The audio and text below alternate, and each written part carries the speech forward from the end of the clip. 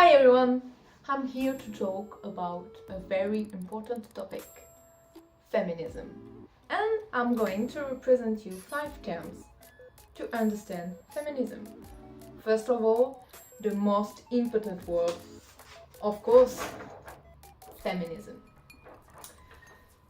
Feminism is the organized activity on behalf of women's rights and interests. Sometimes people tell me, feminism, this is the fight for equality of the sexes. So why don't we call that humanism or universalism, to include everyone? I'm going to answer this question. The one, feminism, has a story. This movement started at ages when women had absolutely no rights compared to men. In the majority of Western countries, if I were born in 1900, I couldn't vote, I couldn't walk without the authorization of my husband or my father, I couldn't live by my own, I couldn't even go to the university. For being the fight for equality of the sexes, feminism is the fight for the rights of women, the fight for the abolition of patriarchy. But what is patriarchy? Our second word is patriarchy. Patriarchy is a primary cause of women's oppression. According to Wikipedia, patriarchy is a social system in which men hold primary power and predominant roles in political leadership, moral authority, social privilege, and control of property.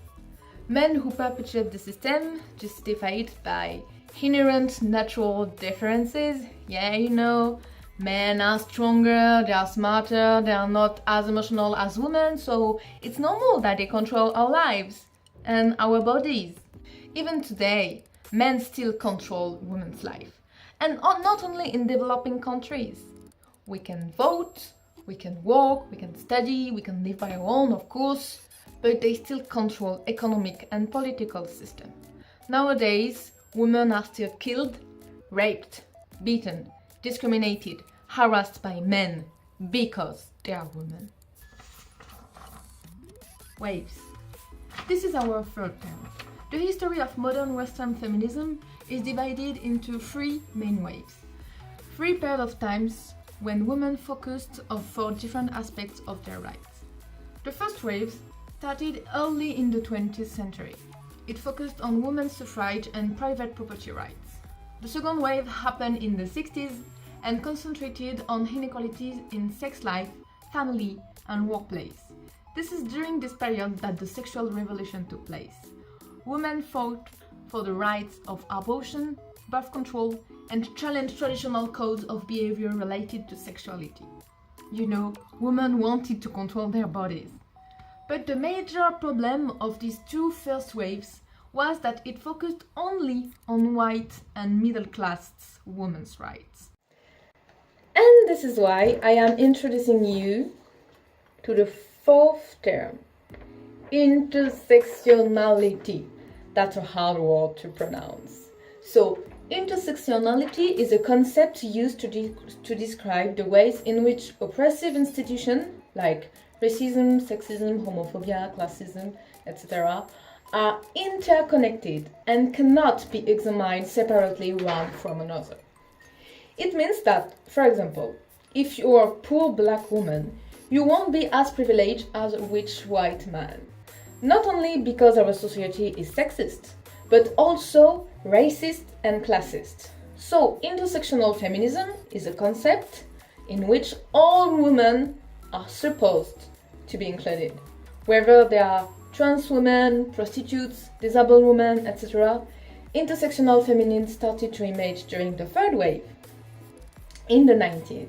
Intersectionality is a very important topic today, and the 4th wave is happening right now. And finally, our last word is diversity. I've talked about feminism as a big political group because it's easier to explain, but actually there are different kinds of feminism depending on the political orientation. For example, there is Marxist feminism. capitalist system would be the reason of women's oppression.